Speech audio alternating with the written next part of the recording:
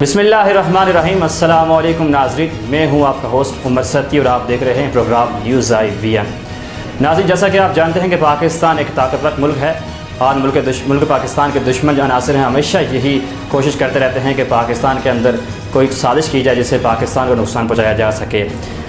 शुरू में पाकिस्तान के जो मशरक़ी हिस्सा था बांग्लादेश, वो पाकिस्तान से अलग हुआ। उसके बाद पाकिस्तान में दहशतगर्दी के वाक़यात हुए।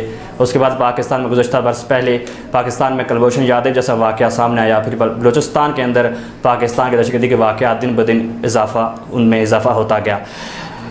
उसके पीछे क्या वजूहात हैं, क्या रीज़न हैं, इसी सिलसिले में आज हमारे साथ मौजूद हैं रफ़ी साहब और उनसे जानेंगे कि पाकिस्तान की क्या कमज़ोरियाँ हैं, पाकिस्तान की क्या वजूहात हैं जो पाकिस्तान इन चीज़ों का सामना पाकिस्तान को करना पड़ता है। अस्सलाम वालेकुम रफ़ी साहब। जी वालेकुम सलाम। बहुत शुक्रिया रफ़ी साहब आपके वक्त का। मेरा सवाल आपसे सबसे पहले मेरा सवाल ये होगा, रफ़ी साहब ये बताइएगा कि पाकिस्तान का जो मशरक़ी हिस्सा था बांग्लादेश पाकिस्तान से जुदा हुआ, उसके पीछे कौन सी ताकतें थी जिन्होंने पाकिस्तान को नाकाम किया, और पाकिस्तान की क्या उसमें गलतियां थी, क्या वजूहात थी जिनकी वजह से पाकिस्तान ने एक अपना मरकज़ी हिस्सा खो दिया। मैं आपको बांग्लादेश के बारे में थोड़ा सा बताना चाहता हूँ, जिसके ताने बाने कुलभूषण यादव से ही मिलते हैं। सही। बेसिकली 65 की जंग हम लोग तो जीत गए थे। जी। तो इंडिया ने सोचा कि पीछे से बांग्लादेश से हमें मार पड़ती है, आगे से पाकिस्तान से पिटती है, तो बेहतर है कि हम किसी तरह बांग्लादेश को अलग करवाएं और फिर हम किसी नतीजे पे पहुंचेंगे। सही। तो उस वक्त इन्होंने क्या किया, 65 की जंग के बाद इन्होंने, बिकॉज मैं आपको पहले ये बताता चलूं कि कलकत्ता में भी बंगाली बोली जाती है और Calcutta very near by Bangladesh, आप बाय रोड भी जा सकते हैं, कोई मसला नहीं है। तो और कलकत्ता में सम काइंड ऑफ रिलीजियस के लोग रहते हैं, जैसे क्रिश्चियन हैं, हिंदू हैं, मुस्लिम्स हैं, कलकत्ता में रहते हैं।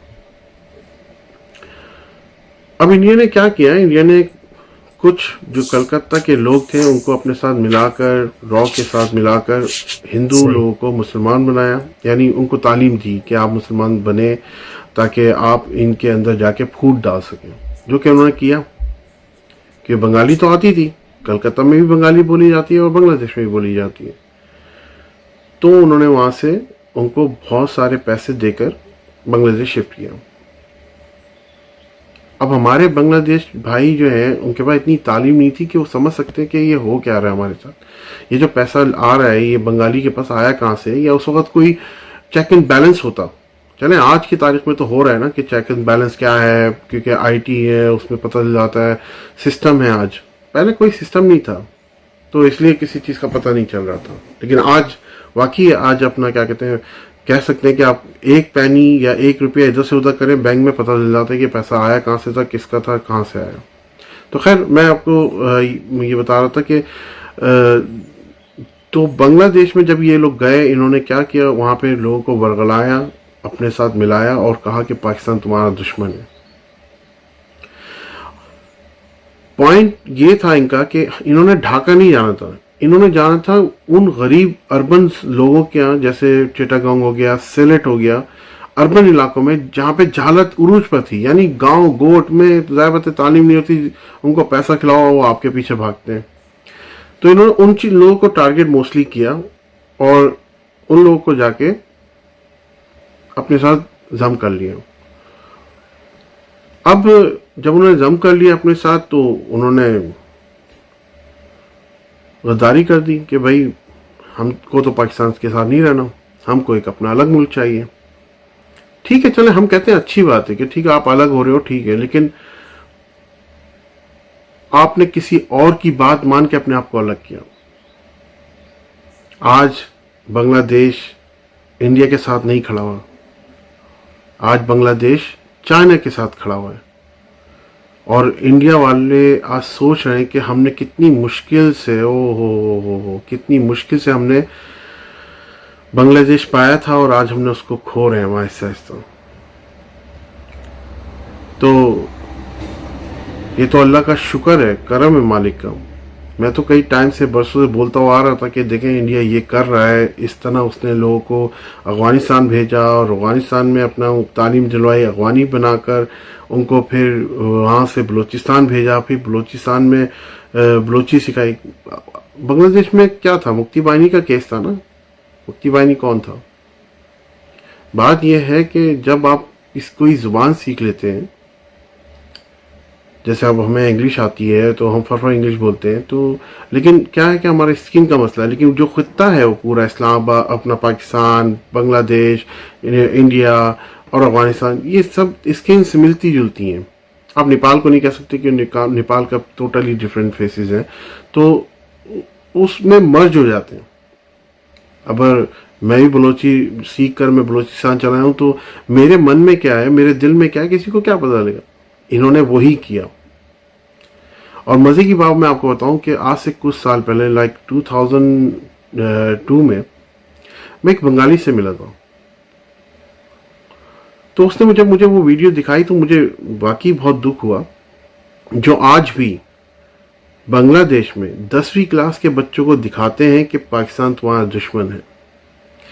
तो जब मैं वो वीडियो देख रहा तो लिटरली मेरे रोंगटे खड़े हो गए, लेकिन उसने उधर ही पॉज कर दिया उस वीडियो को। तो कहने लगा तुमको पता है ये जो आदमी है जो एक हरकत कर रहा है। मैं कहा हाँ, ये पाकिस्तानी आर्मी क्योंकि ड्रेस पाकिस्तान का है, मुझे तो नहीं पता था।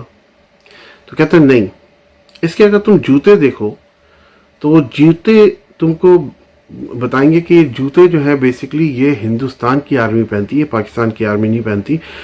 अगर किसी को ये बात कंफर्म करनी हो तो जाके पाकिस्तान की आर्मी से कंफर्म कर ले, वो वीडियो दोबारा पाकिस्तानी आर्मी देखे और बताए कि वो पाकिस्तानी आर्मी के जूते हैं या नहीं है।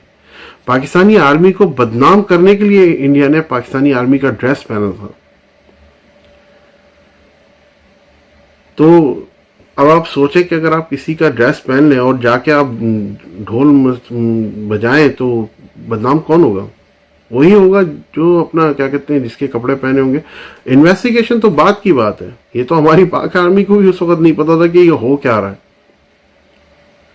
खैर, तो इस तरह जाहिर बात है जैसे कुलभूषण यादव पकड़ा गया, नाम भी उसका मुसलमान मुबारक पटेल, पासपोर्ट भी उसका अलग, और फिर कई सालों तक ये डिनाई करता रहा हिंदुस्तान हमारा ताल्लुक नहीं है, हमारा ऑफिसर नहीं है। फिर बाद में उसको घुटने टेकने पड़े कि yes he is a navy officer, current navy officer. तो ये तो होता आ रहा है। और आज भी आपके पाकिस्तान में चाहे कराची हो, लाहौर हो या अदर कोयटा की साइड में हो, अभी भी मैं हुकूमत से यही कहूँगा कि प्लीज़ काइंडली अपनी रेंजर्स को एक्टिव करें, अपनी आर्मी को एक्टिव करें, अपने पुलिस वालों को एक्टिव करें कि खुदारा अगर अपने पाकिस्तान को बचाना है तो इन अनासिर को, जो ये जो लोग हैं इनको पकड़ें आप, जो इंटरनली हैं, जो हमारे अवाम को बेवकूफ़ बना के जो गरीब होते हैं उनको ख़रीद लेते हैं और उनसे ये काम करवाते हैं। तो ये कि अल्लाह ताला हमारे पाकिस्तान को अपने हिफ्ज़-ओ-मान में रखे और इन जैसे लोगों को कड़ी सी कड़ी सज़ा मिलनी चाहिए। उसमें जैसे ये कुलभूषण यादव पकड़ा गया, जो उसके स्टेटमेंट में है कि उसने क्या क्या करवाया, ये इन्हीं वजह से, इन्हीं लोगों की वजह से इस पाकिस्तान में बम ब्लास्ट हुए, शिया सुन्नी के फसादात हुए। देखिए मैं कुछ हिस्ट्री में अगर करना चाहूँगा उसके लिए बहुत टाइम चाहिए, क्योंकि हर चीज़ बताने के लिए आपको उसको तवील पूरा उसको लॉजिक के साथ बताना पड़ता है। लेकिन मेरी इन चंद बातों में आपको थोड़ा बहुत कुछ समझ में आ गया होगा कि मैं कहना क्या चाहता हूँ। हमारी पाक आर्मी गलत नहीं है, आप उसको कभी भी गलत ना समझें। वो इस मुल्क के लिए जान देती है। जहाँ आप ईद मनाते हैं, बकरा ईद मनाते हैं, हर छुट्टी मनाते हैं, अपने घर में रह के ये लोग बॉर्डर पे बैठ के अपनी जान का नजराना पेश करते हैं। इनकी कदर करें आप। अच्छा सर, ये बताइएगा कि इंडिया आईटी को इस्तेमाल करके कैसे अपने मकासद में कामयाब होता है, और साथ में ये भी बताइएगा कि पाकिस्तान को क्या इक़दाम करने चाहिए आईटी के अंदर। इंडिया आईटी में इस वक्त वर्ल्ड के सेकंड नंबर पे है अगर देखा जाए तो, क्योंकि कुछ साल पहले राजीव गांधी ने अपने जीडीपी को बढ़ाने के लिए जब वो इंडिया गया तो उसने देखा कि आईटी में इस वक्त बहुत मकबूलियत है, लोग लिए जा रहे हैं आईटी में। तो उसने आने के बाद इंडिया में क्या किया, उसने आईटी की एजुकेशन के लिए कई इदारे खोल दिए जिसमें लोग भरपूर लोगों ने अपने आप को आईटी में डाला। जी बिल्कुल। और तकरीबन आज की जो मेरी रिसर्च है उसके हिसाब से 45% लोग आईटी में हैं, जो कि वर्ल्ड के हर हिस्से में बैठे हुए हैं, और वहाँ से वो अपना काम लेते हैं और वहीं काम करके उनको दे देते हैं। या अगर आप कहने के इस वक्त नासा में इंडियन लोग काम कर रहे हैं, सही, नासा डिपार्टमेंट में। उसकी वजह क्या है? उसकी वजह यह है कि इंडिया ने हमेशा हमें एक उसमें रखा, जंग के दाहिने पे, कि हम ये कर देंगे, हमें यानी यहाँ से कुछ और करना है और वहाँ से वो हमेशा कुछ ना कुछ करता हुआ निकल गया। हमें उस बारे में सोचने का मौका ही नहीं दिया। लेकिन आज मैं खान साहब से अपील करूँगा कि आईटी में अपने आप को, अपने यंग जनरेशन को निकालें, कॉन्ट्रैक्ट पकड़ें बाहर मुल्कों से। आपके जाना होता है, अमेरिका है, यूरोप है, यूके है, ऑस्ट्रेलिया है, आप क्यों नहीं कॉन्ट्रैक्ट पकड़ते? कॉन्ट्रैक्ट पकड़ें आईटी के, निकालें बंदों को, भेजें उनको बाहर, ताकि आपकी रेवेन्यू जनरेट हो, आपकी जीडीपी निकले उसमें। लोग इस वक्त आईटी में निकल के बाहर जो बड़ी बड़ी कंपनीज हैं उनसे कॉन्ट्रैक्ट उठाते हैं, कॉल सेंटर का। कॉल सेंटर के थ्रू आपके मुल्क में पैसा आता है, क्योंकि ज़ाहिर बात है यहाँ पे देखें, यूके में टेस्को ले लें, सेंसबरी ले लें, मार्क स्पेंसर ले लें, इन सब के अकाउंटेंट्स जितने भी हैं सब इंडिया में हैं। टी मोबाइल ले लें, उसका कॉल सेंटर वहाँ पे है। वर्जिन मोबाइल ले लें, उसका है। जितने भी मोबाइल नेटवर्क हैं उनके मोस्टली 90% जो कॉल सेंटर हैं इंडिया में है। बैंक्स ले लें, जितने भी बैंक्स हैं, बैंक के जितने भी क्रेडिट कार्ड्स हैं, उनकी कंपनीज के जितने भी कॉल सेंटर इंडिया में हैं। ट्रैवल एजेंसियां हैं, उनके कॉल सेंटर इंडिया में हैं। एयरलाइन, उनके कॉल सेंटर इंडिया में हैं। चाहे ब्रिटिश एयरवेज ले लें, वर्जिन अटलांटिक ले लें, जितनी भी एयरलाइन है। और मज़े की बात ये देखें कि अब कुछ हाल ही में मेरी कुछ कन्वर्सेशन चल रही थी अपना साइबर क्राइम्स वगैरह, तो मैंने उनको कॉल किया, मैंने उनको कहा कि मेरे साथ एक चीट हुआ है, किसी ने मेरे साथ चीट किया है। तो मुझे इस बारे में इंफॉर्मेशन लेनी है कि यानी मैं अगर अपने मोबाइल वालों को कॉल करता हूँ तो मुझे अपनी बताना पड़ता है, मेरी डेट ऑफ बर्थ और मेरा एड्रेस वगैरह सब कुछ बताना पड़ता है। तो मैंने उनको कहा कि इस तरह तो हमारी अपनी इंफॉर्मेशन है वो तो इंडिया में जा रही है। यानी ये बंदा है, इसका नाम मोहम्मद रफ़ी है, इसकी डेट ऑफ बर्थ ये है, ये इधर रहता है। व्हाट? मैंने उनको कहा, मैं कहा no, this is not fair. अगर हमारी इंफॉर्मेशन, हमारी डेट ऑफ बर्थ बाहर जा रही है तो फिर हम लोग सीखे वो नहीं है, तो फिर यहाँ पे होना चाहिए, सारी इंफॉर्मेशन यहाँ पे होनी चाहिए, यहाँ पे काम होना चाहिए। तो मैं समझता हूँ कि हमारी हुकूमत को चाहिए कि कॉल सेंटर बनाए, अलाउ करे कि जाओ जाके कॉल सेंटर बनाओ और काम करो, लेकिन उसके ऊपर इतनी वो ना डाल दी जाए कि ये परमिशन लाओ, वो परमिशन लाओ, वो तो फिर काम कैसे करेंगे बंदे। हाँ, ये है कि चेक एंड बैलेंस रखें, जो भी आप इदारा बना रहे हैं उसके ऊपर, कॉल सेंटर के ऊपर, कि हाँ ठीक है, वो ये रखे कि ये लोग काम क्या कर रहे हैं, ये नहीं कि उस काम के पीछे कुछ और काम निकल आए। मैं ये तो नहीं कहूँगा, लेकिन इकॉनमी को बढ़ाने के लिए कॉल सेंटर बनाया जाए, लोग बाहर से अपना कॉल सेंटर पाकिस्तान में बनाए। मसला एक और भी आता है कि कॉल सेंटर बना देंगे, बिजली नहीं आ रही। एक मसला नहीं है, 10 मसले हैं पाकिस्तान में, लेकिन अब क्या करें, कहीं ना कहीं से कुछ ना कुछ तो करना पड़ेगा।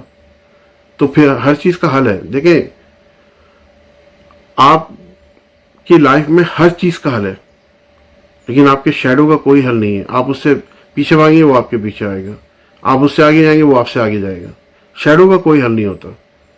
हल है तो सिर्फ आपके प्रॉब्लम्स का, सब प्रॉब्लम्स का हल है। ऐसा कोई भी नहीं है दुनिया में प्रॉब्लम की जिसका हल ना निकले, हर चीज का हल है। तो मैं ये कहूँगा कि पाकिस्तान की इकोनॉमी को बढ़ाने के लिए आप कॉल सेंटर का भी वो कराएं, लोगों को बताएं कि कॉल सेंटर का हो।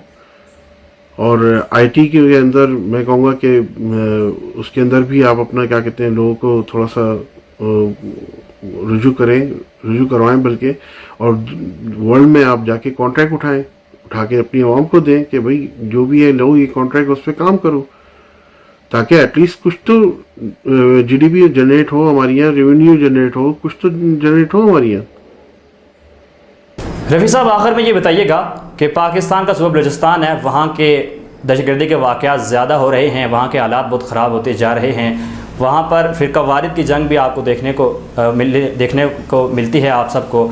ये बताइए कि उनके पीछे क्या वजूहात हैं और पाकिस्तान के जो दुश्मन अनासर हैं वो कैसे अपने इस मकासद को में कामयाब हो रहे हैं। साथ ही में ये भी बताइएगा कि गुज़श्ता बरस भारत ने पाकिस्तान की सरज़मीन, जो बलूचिस्तान की सरज़मीन है, उसके ख़िलाफ़ पाकिस्तान में बयान दिया था, पाकिस्तान के ख़िलाफ़ बयान दिया था भारत ने। कैसे देखते हैं आप बलूचिस्तान के अंदर यही सब कुछ हुआ जो कि बांग्लादेश में हुआ, और वही इसी तरह बलूचिस्तान में लोग घुसे, बलूची सीखी और कत्ल गारत किया। उधर भी उन्होंने आर्मी का ड्रेस पहना, पाकिस्तानी आर्मी का, और बलोचियों को मारा। जो आज कुछ बलोचियों के दिलों में नफरत है पाकिस्तानी पाक आर्मी से। हमें इस चीज़ को उजागर करना है, हमें बलोचियों को बताना है कि नहीं, तुम हमसे अलग नहीं हो। मेरे दोस्त हैं बलोची, इज्जत करते हैं, बहुत इज्जत करते हैं। मैं उनको बताता हूँ कि ये चीज़ नहीं, ये है। बहुत से लोग बहुत शॉक हुए कि अच्छा, हमें तो पता ही नहीं था इस बारे में, क्योंकि जब तक बताएंगे नहीं तो कैसा पता चलेगा। जो इतने सालों से अफगानिस्तान में होता रहा, ये लोगों की डेली फ्लाइट होती थी बॉम्बे से काबुल, दिल्ली से काबुल। क्यों भाई, कौन सी जायदादें हैं अफगानिस्तान में जो रोजाना डेली आपकी फ्लाइटें जा रही हैं? ना वहां पे एजुकेशन है, ना कोई टेलीकम्युनिकेशन सिस्टम्स है, ना कोई सैटेलाइट वो है, ना कोई वहां पे आबशारे बह रही है जिसको आप हॉलीडेज मनाने जा रहे हैं। क्यों भाई? तो यही चीजें हैं कि इंडिया ने भरपूर लोगों को भेजा वहां पे, अफगानी सिखाई, और अफगानी सिखाने के बाद उन्हीं के सतर में खड़े होकर, उन्हीं की लाइनों में खड़े होकर अफगानी को मारा है। और कुछ हमारे पाकिस्तान में आके दहशतगर्दी की। तो हम सोचते बहुत हैं, लेकिन उस पर अमल करना हम लोग का भी फर्ज है। क्योंकि मैंने कई साल पहले, बहुत टाइम पहले मैंने ईमेलें की हैं ISPR को, बताया है कि खुदारा प्लीज़ बॉर्डर करें, बॉर्डर लगाएं। अल्लाह का शुक्र है कि बॉर्डर लगा हुआ है, अल्हम्दुलिल्लाह। मैं इसका क्रेडिट मैं नहीं लेना चाहता, उसका क्रेडिट मेरी पाक आर्मी को मिलना चाहिए कि जिसने मुश्किल से मुश्किल हालात में वहाँ पे खड़े होके, आपको क्या पता कि कितनी बार फैंस लगे और कितनी बार फैंसों को तोड़ा गया। आज आवाम को उठना पड़ेगा जो सो रही है, आज आवाम को खड़ा होना पड़ेगा अपनी आर्मी के साथ। अगर आज आप नहीं उठे तो समझें कि बहुत कुछ खराब हो सकता है पाकिस्तान के लिए। आपको पता है स्विट्जरलैंड एक ऐसी कंट्री है जो कि अपने हर बच्चा जो भी 18 साल का होता है उसको आर्मी की तालीम दी जाती है। लाइक फर्स्ट टर्म जो होती है स्टडी वो दी जाती है, ताकि अगर खुदा ना खास्ता उनके कंट्री पे कोई मसला आए तो वो उसको सॉल्व कर सके या उसके लिए खड़े हो सके, कि उनके मुल्क के ऊपर कोई आंच ना आए। तो इसीलिए मैं चाहता हूँ, मेरी ख्वाहिश है कि हमारी पाक आर्मी जो यंग जनरेशन आ रही है, जो कि 18 साल की होती है बाय नादरा के हिसाब से, उनको एक तालीम दी जाए कि तुमने अपना दिफा, अपने मुल्क का दिफा किस तरह करना है। थोड़ी सी हो, भले थोड़ी सी हो, लेकिन वो देनी चाहिए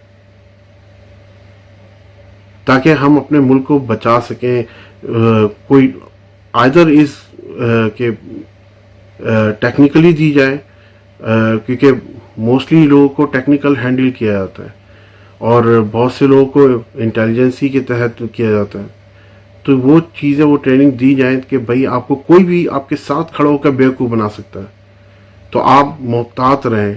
आप अपने इलाके में देखें कोई भी ऐसी चीज़ हो रही है कि जो शक हो किसी भी चीज़ का, आप बताएं ताकि उस पर इन्वेस्टिगेशन की जाए। और देखें, बड़ा हादसा हो या छोटा, हादसा हादसा कहलाता है। तो बलूचिस्तान में जितने भी आज तक हुए यहाँ से, क्या बलोची खुद कर रहे हैं या कोई पाकिस्तान का कोई बंदा लाहौर से उठ के जा रहा है या इस्लामाबाद से उठ के जा रहा है, कराची से उठ के जा रहा है, मुल्तान से उठ के जाके कर रहे हैं? नहीं, ऐसा नहीं है। हमें इस पे और नजरसानी करनी पड़ेगी कि हम किस तरह अपने पाकिस्तानियों को बचा सकते हैं, चाहे वो बलोची हो या कराची का हो या मुल्तान का हो या लाहौर का हो या पिंडी का हो, कहीं का भी हो, हमें बचाना है। उसके लिए एजुकेशन ज़रूरी है। लेक ऑफ एजुकेशन जहाँ पे होती है वहाँ पे इंसान नहीं समझते। मेरी बहुत सी बातों पे लोग इख्तलाफात करते हैं, लेकिन मैं कहता हूँ अगर तुम्हें नहीं है तो फिर जाके ढूंढो, जाके मुताला करो किताबों का, पढ़ो उनको, लोगों से मिलो, ताकि तुम लोगों को पता चले कि है क्या ज़िंदगी, आखिर लोग किस तरह अपने मुल्क को बनाते हैं।